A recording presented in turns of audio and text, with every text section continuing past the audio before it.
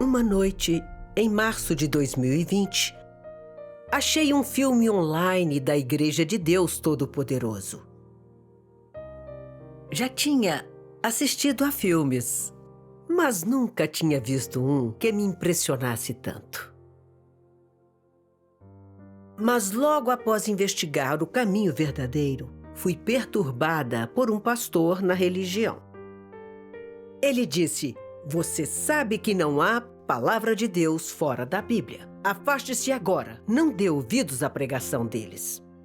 Mas eu não parei de investigar, pois eu tinha lido algumas das palavras de Deus Todo-Poderoso e achava que essas palavras eram a verdade. Não importava quanto o pastor e os presbíteros me perturbassem. Eu seguiria Deus Todo-Poderoso.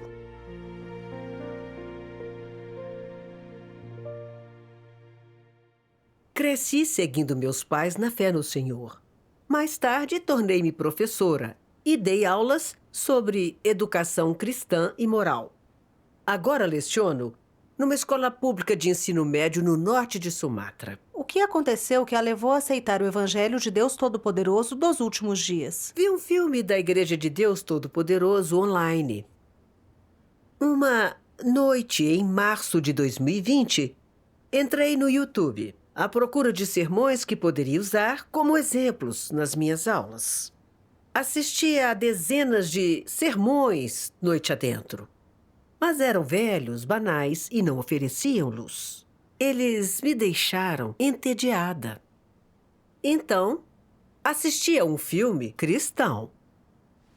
Que bela voz! De imediato, o filme chamou a minha atenção. Nele havia palavras de Deus Todo-Poderoso e ouvi uma comunhão sobre o retorno do Senhor. Coisas que nunca tinha ouvido antes.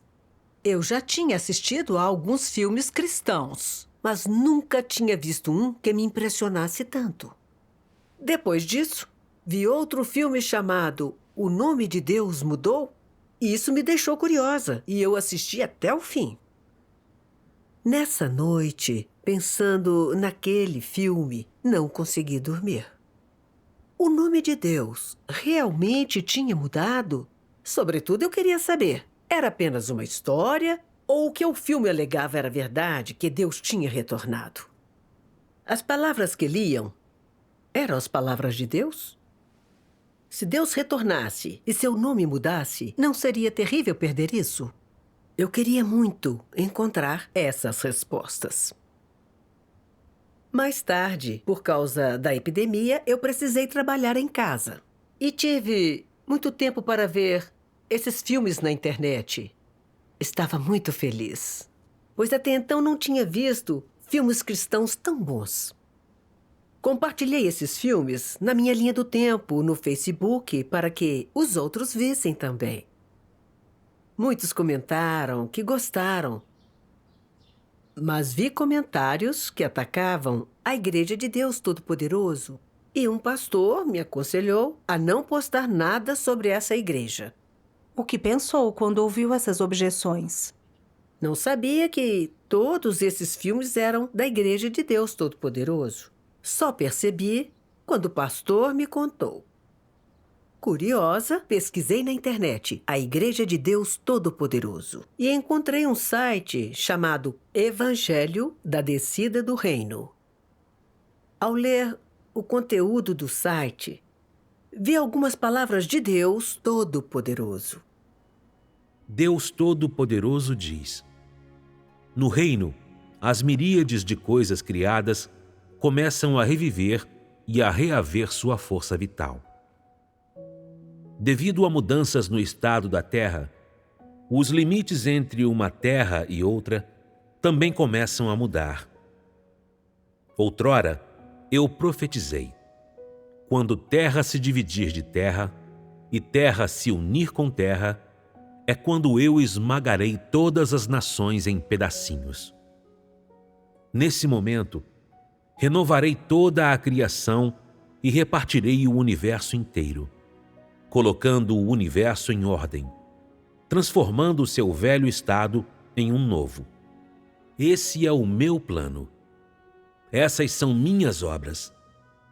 Quando todas as nações e todos os povos do mundo voltarem e se apresentarem diante do meu trono, eu então tomarei toda a abundância do que há no céu e a conferirei ao mundo humano, de modo que, graças a mim, ele ficará repleto de inigualável abundância.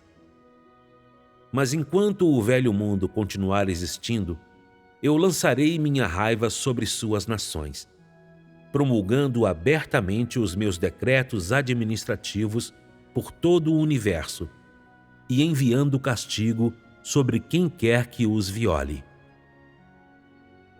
Quando eu volto a minha face ao universo para falar, toda a humanidade ouve a minha voz e então vê todas as obras que eu realizei por todo o universo. Aqueles que forem contrários à minha vontade, isto é, que se opõem a mim com os feitos do homem, cairão sob o meu castigo. Eu tomarei as numerosas estrelas dos céus e as farei de novo, e graças a mim, o sol e a lua serão renovados. Os céus não serão mais como eram. As miríades de coisas na terra serão renovadas. Tudo se tornará completo mediante minhas palavras. As muitas nações do universo serão redivididas e substituídas pelo meu reino, de modo que as nações sobre a terra desaparecerão para sempre, e tudo se tornará um reino que me adora. Todas as nações da terra serão destruídas e deixarão de existir. Dos seres humanos do universo, todos aqueles que pertencem ao diabo serão exterminados. Todos os que adoram Satanás serão abatidos pelo meu fogo ardente. Isto é, exceto aqueles que agora estão na corrente, o resto será transformado em cinzas. Quando eu castigar os muitos povos, aqueles que estiverem no mundo religioso, em extensões diferentes, voltarão para o meu reino, conquistados por minhas obras, porque terão visto o advento do Santo vindo numa nuvem branca. Toda a humanidade seguirá a própria espécie e receberá castigos que variam conforme suas ações. Aqueles que se levantaram contra mim irão todos perecer. Quanto àqueles cujos feitos na terra não me envolveram, por causa da maneira como se absolveram, continuarão a existir na terra sob a governança dos meus filhos e do meu povo. Eu me revelarei à miríade de povos e à miríade de nações, ressoando com minha própria voz sobre a terra, proclamando a completude da minha grande obra, para que toda a humanidade veja com os próprios olhos. Tais palavras abalaram meu coração. Eu senti meu coração tremer. A autoridade nessas palavras me impressionou. Havia uma majestade nelas que não tolerava ofensa. Senti que essas palavras tinham autoridade e poder, e que nenhum humano as poderia dizer. Pareciam ser de Deus. Foi uma sensação que eu não consigo descrever. Ao mesmo tempo, eu estava meio confusa. Pensei, todos os atores são chineses. Então, esses filmes foram feitos pelos chineses? A China é um país governado por um partido ateu. E lá costumam queimar incenso e adorar Buda e ídolos. O Senhor retornaria na China? Essas palavras são mesmo as palavras de Deus? Eu fiquei muito confusa. Quanto mais confusa, mais eu queria entender o que estava acontecendo. Então, através do canal de contato que tinham informado no site, fiz contato com uma irmã. Ela me perguntou se eu iria a uma reunião. Eu disse que queria saber mais sobre Deus Todo-Poderoso. Então, ela me uniu a um grupo de reuniões online e leu as palavras de Deus Todo-Poderoso e comungou os mistérios da encarnação de Deus e da obra de Deus. Ouvi com atenção a comunhão dela e encontrei respostas para a minha confusão. E também recebi notícias maravilhosas. de que o Senhor de fato retornou e que veio em carne encarnada. Você deve ter ficado entusiasmada. Sim, fiquei. Então fui perturbada e impedida de novo por um pastor da religião. Um pastor me enviou palavras atacando a Igreja de Deus Todo-Poderoso, dizendo: essa igreja é heresia. Dizem que as palavras de Deus Todo-Poderoso são de Deus, mas não estão na Bíblia. Como cristã, você sabe que não existe palavra de Deus fora da Bíblia. Afaste-se deles agora. Outros irmãos no grupo também. Receberam mensagens desse pastor. Algumas pessoas com as quais me relacionara bem saíram do grupo após ouvirem o pastor e me aconselharam a sair também. Isso foi um obstáculo para você, mas também um teste. No início, fiquei confusa. Pensei, ele é um pastor e sabe mais sobre a Bíblia do que eu. Talvez ele esteja dizendo a verdade. Assim quis descobrir se a Igreja de Deus Todo-Poderoso era heresia ou não. Você não parou de investigar. Não acreditei no pastor tão facilmente. Tinha lido algumas das palavras de Deus Todo-Poderoso e senti que essas palavras eram a verdade. As palavras tinham autoridade e pareciam ser a voz de Deus. Essas palavras realmente iam além da Bíblia. O que então estava acontecendo? Busquei com a irmã Elsa, da Igreja de Deus Todo-Poderoso. Ela me enviou um versículo da Bíblia. Era de João 21, 25. E ainda muitas outras coisas a que Jesus fez, as quais, se fossem escritas uma por uma, creio que nem ainda no mundo inteiro caberiam os livros que se escrevessem. A irmã Elsa comungou e disse: esse versículo nos mostra que nem todos os atos e palavras do Senhor Jesus foram registrados na Bíblia. Na época, o apóstolo João estava com o Senhor Jesus e ele ouviu muito mais palavras do Senhor Jesus além das registradas na Bíblia. Agora pense um pouco. Quando o Senhor Jesus operou, pregou sermões por ao menos 3 anos. Se ele tivesse falado por 1 hora todos os dias, quanto ele teria dito durante 3 anos? Teria sido muito. Muito mais do que se poderia contar. Como suas palavras podem ser apenas as palavras registradas na Bíblia? Certo. Na verdade, as palavras de Deus na Bíblia são limitadas. Definitivamente não são tudo o que Deus disse na época. Isso é um fato inegável. O pastor diz: não existem palavras de Deus fora da Bíblia. Ele diz isso baseado em quê? Então pensei, sim, o que o pastor disse não concorda com os fatos, é um erro. Exatamente. Eu tinha lido a Bíblia, mas nunca dei atenção a esse versículo no Evangelho de João. Só então eu percebi que esse versículo já nos diz que nem todas as palavras de Deus estão na Bíblia.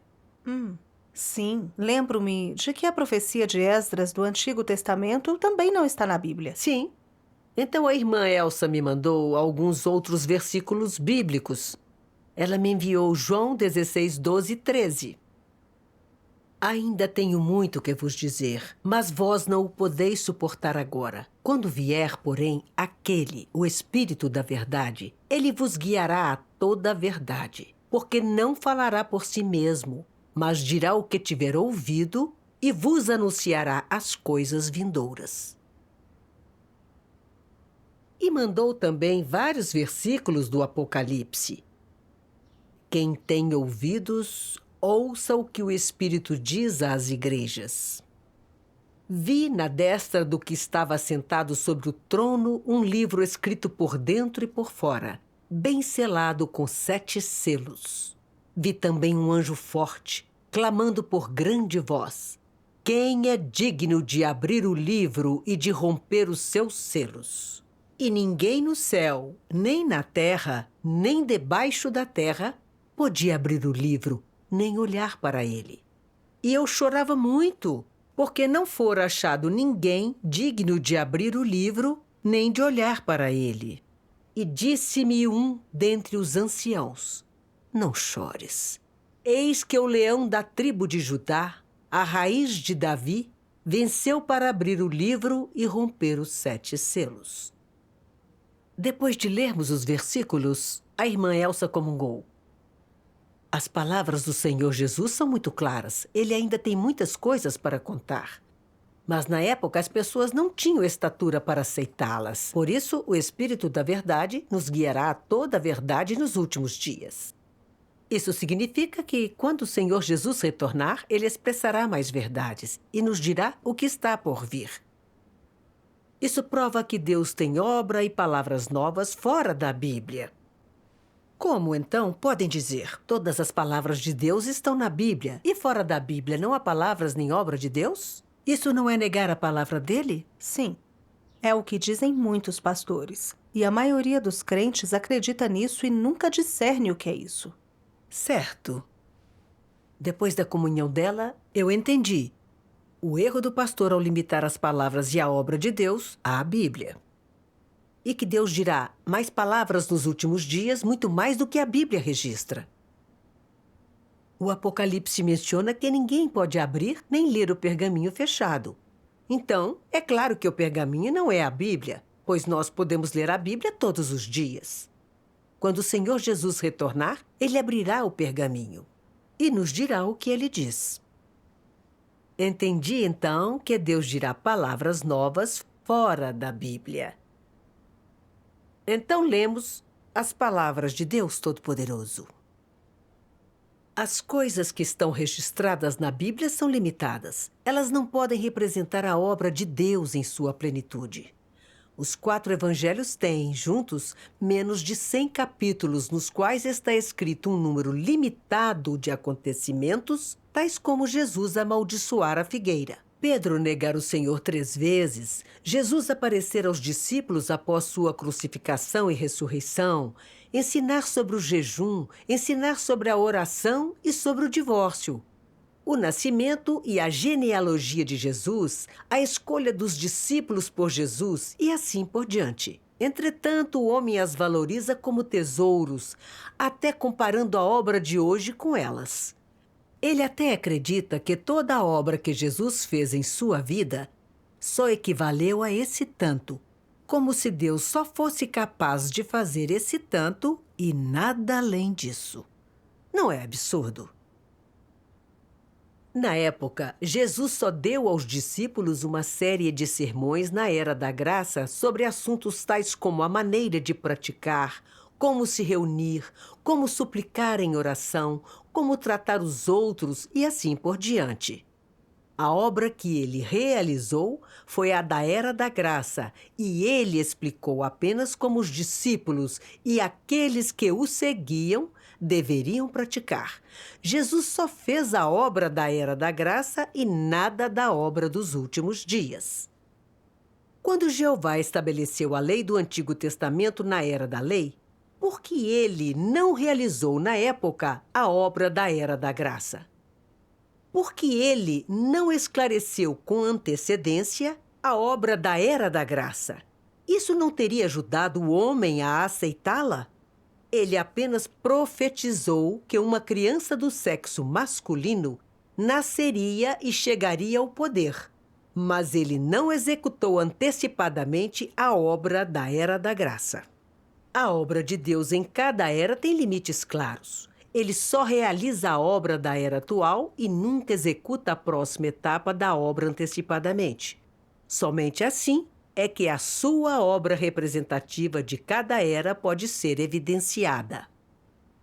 Jesus falou apenas dos sinais dos últimos dias, de como ser paciente e de como ser salvo, de como se arrepender e como confessar, e também de como carregar a cruz e suportar o sofrimento. Mas ele nunca falou de como o homem dos últimos dias deveria alcançar entrada, nem de como deveria buscar satisfazer a vontade de Deus. Dessa forma, não é ridículo buscar na Bíblia a obra de Deus dos últimos dias? O que você é capaz de ver simplesmente segurando a Bíblia? Seja um expositor da Bíblia ou um pregador, quem poderia ter visto a obra de hoje com antecedência? As palavras de Deus Todo-Poderoso mostraram que a Bíblia é só um livro de história. Ela registra 2 estágios da obra de Deus, na Era da Lei e na Era da Graça. E tanto o Antigo como o Novo Testamento foram compilados por pessoas muitos anos após a obra de Deus. Foi só depois de Deus operar que registros disso apareceram na Bíblia. Portanto, as palavras e a obra de Deus nos últimos dias não poderiam ser registradas na Bíblia de antemão. Se limitamos Deus à Bíblia e achamos que não há palavras de Deus fora dela, essa opinião é extremamente absurda. Sim. A perturbação do pastor não a parou. Em vez disso, por meio da busca, você entendeu a verdade. Graças a Deus. Eu cria no Senhor havia décadas, mas só então entendi o que a Bíblia era. Graças a Deus. Então a irmã Elsa continuou sua comunhão. Ela disse: Deus é a fonte da vida e suas palavras são intermináveis e infinitas. Desde a criação até o presente, Deus sempre tem falado, operado, conduzido ao suprimento e salvado pessoas. A obra de Deus nunca foi constrangida por nada nem ninguém, muito menos pela Bíblia.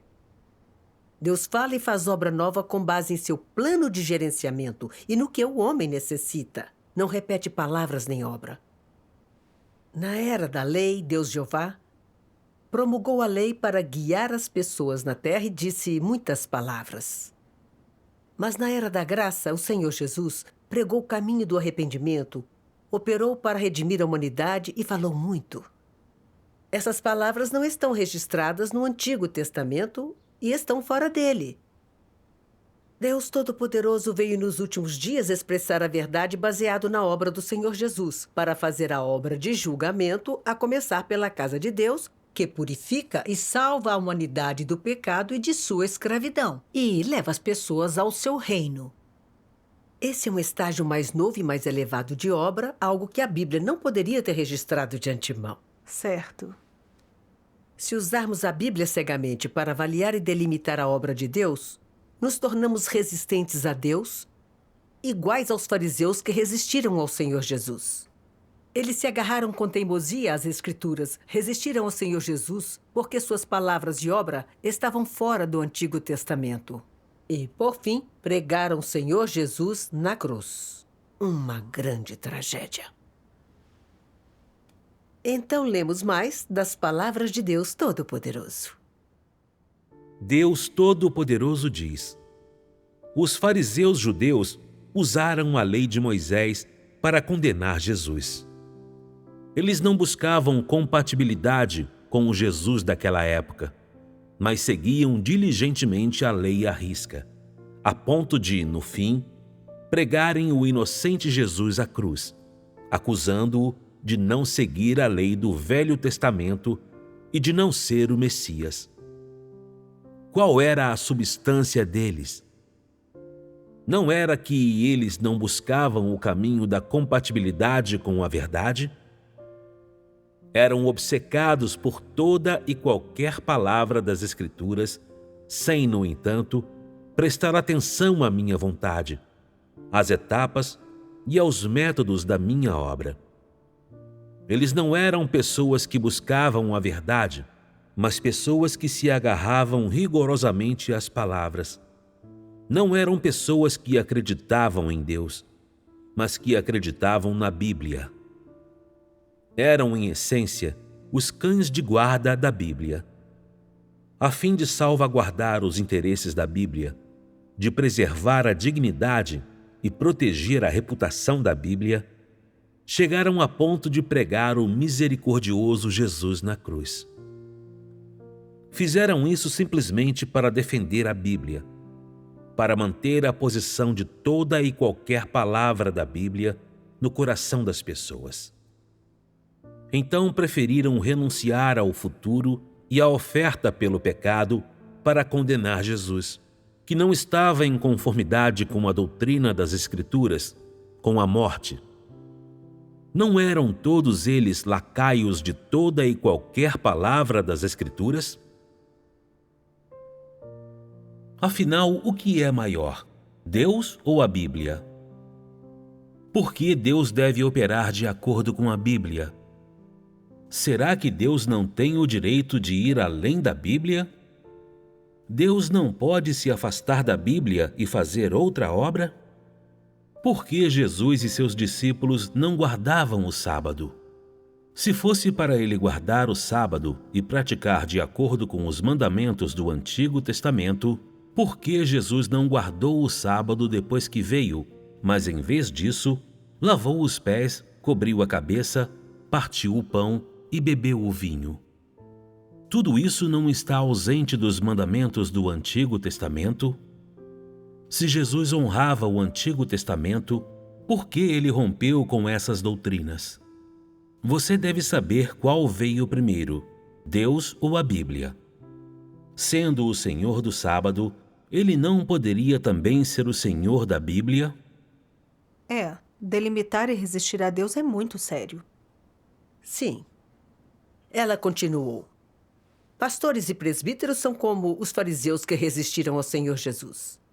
Eles adoram cegamente a Bíblia e tratam a Bíblia igual a Deus. Sempre defendem o livro, mas nunca buscam os passos de Deus. E não ouvem para ver se é a voz dele. Veem que as palavras e a obra de Deus Todo-Poderoso não estão na Bíblia. Então resistem e tentam impedir que as pessoas investiguem o caminho verdadeiro. Não seriam eles fariseus modernos? Não conseguem ver que a Bíblia é só um registro da obra passada de Deus? Um livro que crentes em Deus devem ler, mas que a Bíblia não pode representá-lo, nem operar em seu lugar para salvar as pessoas. Se acreditam em Deus, mas só seguem a Bíblia, e as palavras e a obra de Deus do passado não ganharão a verdade e a vida. O que mais importa é acompanhar os passos de Deus e aceitar a obra de julgamento de Deus Todo-Poderoso para que, livres do pecado, entremos no reino de Deus. Todas as verdades expressas por Deus Todo-Poderoso são palavras do Espírito Santo para as igrejas.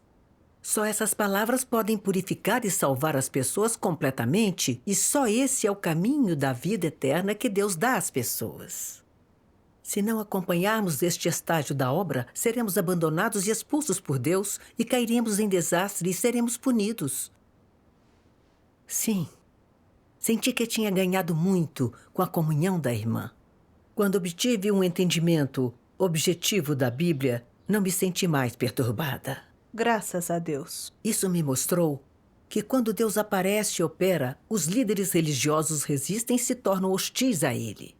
Para proteger seus interesses, criam falácias para condenar a Deus e impedir que outros aceitem o caminho verdadeiro.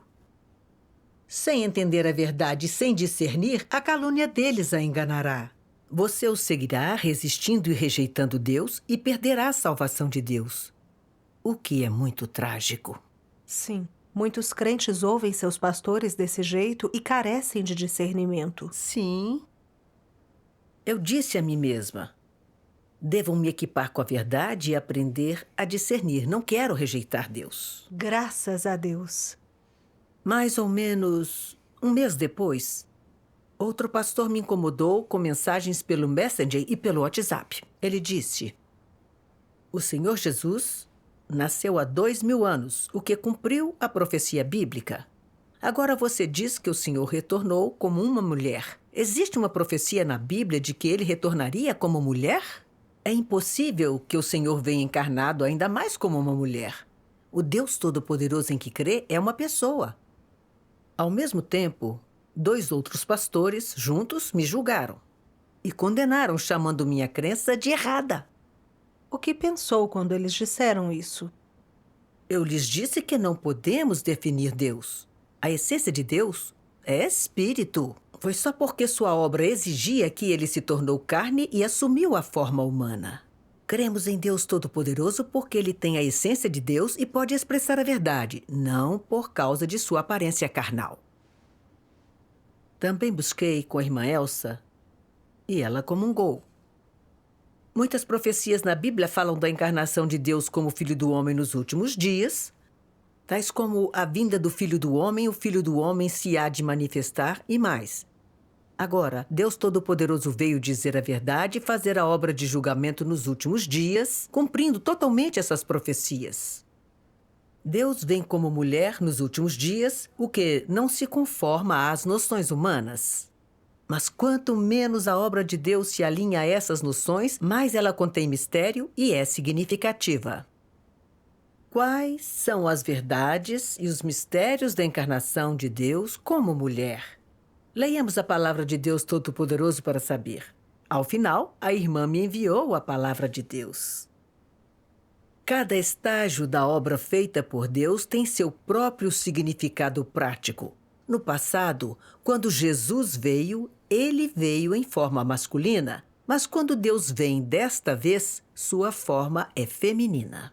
A partir disso, você pode ver que a criação tanto dos homens quanto das mulheres por Deus pode ser de uso em sua obra, e para ele não há distinção de gênero. Quando seu espírito vem, ele pode assumir qualquer tipo de carne que quiser, e tal carne pode representá-lo, seja homem ou mulher. Ela pode representar a Deus, contanto que seja a sua carne em pessoa. Para Deus, não há distinção de gênero. Ele faz a sua obra como ele deseja, e ao fazer a sua obra, ele não está sujeito a quaisquer restrições, mas é especialmente livre. Entretanto, cada estágio da obra tem seu próprio significado prático. Deus se tornou carne 2 vezes, e é evidente que a sua encarnação durante os últimos dias é a última vez. Ele veio para tornar conhecidos todos os seus feitos. Se neste estágio ele não tivesse se tornado carne para, de modo pessoal, fazer a obra para o homem testemunhar, o homem se agarraria para sempre à noção de que Deus é somente homem, não mulher. Antes disso, toda a humanidade cria que Deus podia ser somente homem e que uma mulher não poderia ser chamada de Deus. Se ele fosse encarnado apenas como um varão, as pessoas o definiriam como homem, como o Deus dos homens, e nunca acreditariam nele como o Deus das mulheres. Os homens acreditariam que Deus pertence ao mesmo gênero deles, que Deus é o cabeça dos homens. E as mulheres? Isso é injusto. Não é um tratamento preferencial? Se esse fosse o caso, então todos a quem Deus salvou seriam homens como ele, e não haveria salvação para as mulheres. Quando criou a humanidade, Deus criou Adão e criou Eva. Ele não criou apenas Adão, mas criou os dois, homem e mulher, à sua imagem. Deus não é só o Deus dos homens, também é o Deus das mulheres. A irmã Elsa continuou sua comunhão. Deus é espírito, mas quando encarna como filho do homem, tem que tomar uma forma humana com gênero. Na primeira vez, Deus veio encarnado como homem, e nos últimos dias ele se torna uma mulher.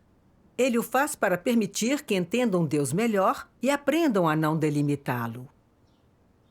No início, Deus criou os humanos à sua imagem. Não só o homem, mas também a mulher. Portanto, o Deus encarnado pode ser um homem ou uma mulher.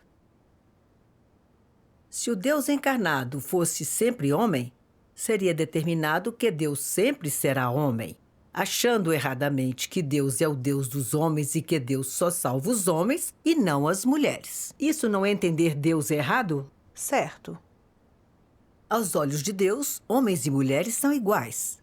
Deus salva homens e mulheres, pois tanto os homens como as mulheres são criados por Deus. Não importa se Deus encarna como homem ou mulher, ele continua sendo Deus. E a essência de Deus nunca mudará. E ele ainda pode expressar a verdade e completar a obra de salvar a todos. Sim. Não podemos negar a encarnação, a aparição e a obra de Deus só porque Deus encarna como uma mulher. Muitas pessoas ficam presas aqui quando acolhem o Senhor. Quando ouvem que a encarnação de Deus é uma mulher, elas negam e se recusam a investigar. É verdade. Depois li umas palavras de Deus Todo-Poderoso que me iluminaram o coração.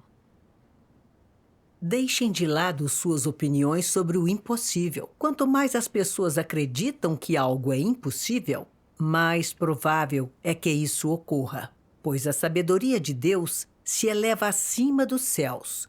Os pensamentos de Deus são mais elevados que os pensamentos do homem. E a obra de Deus transcende os limites do pensamento e das noções do homem. Quanto mais algo for impossível, mais a verdade para ser buscada. Quanto mais algo estiver além das noções e da imaginação do homem, mais irá conter a vontade de Deus.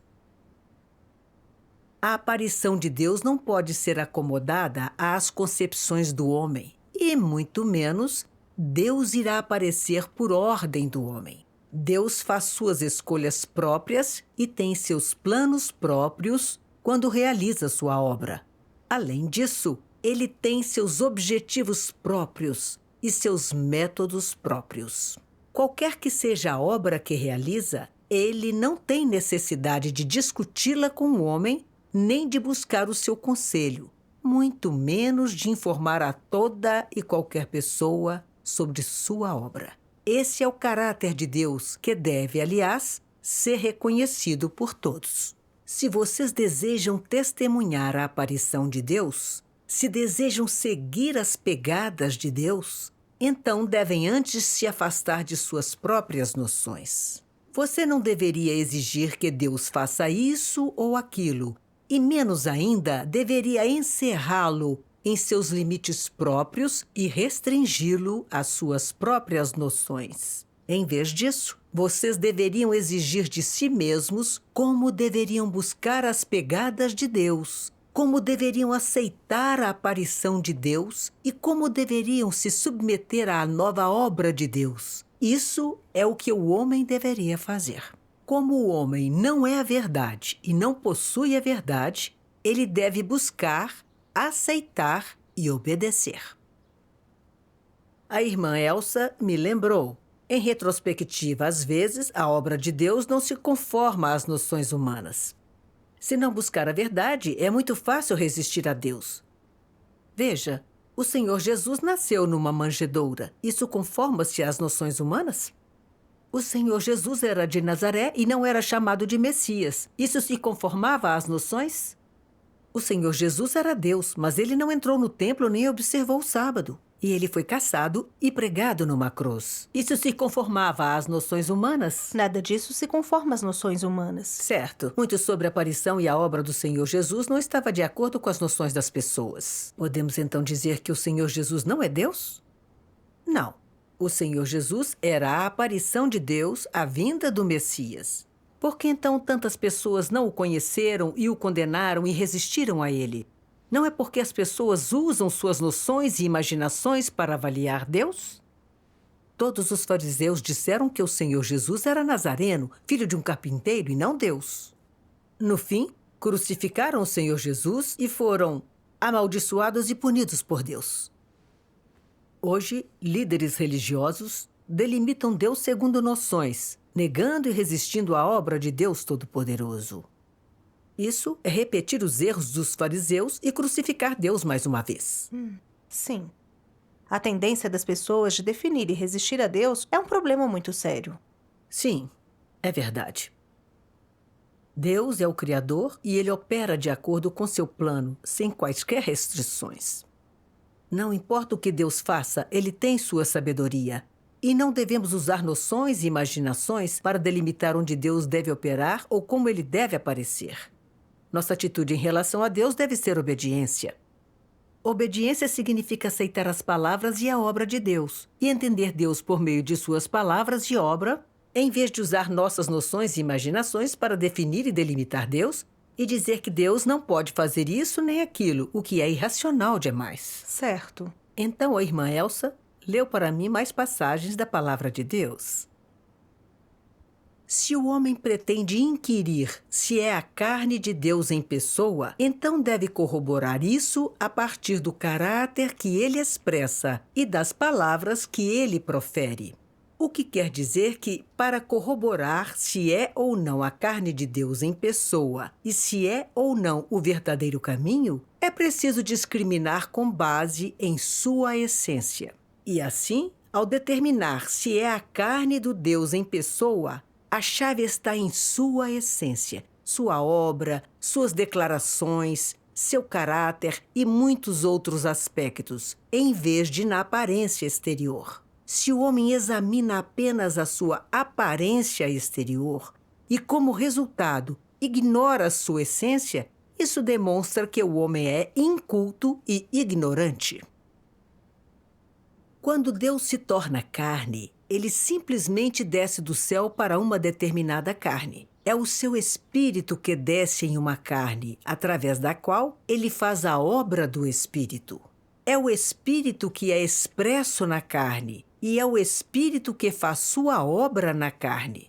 A obra feita na carne representa plenamente o espírito e a carne é para o bem da obra. Mas isso não significa que a imagem da carne seja um substituto da verdadeira imagem do próprio Deus.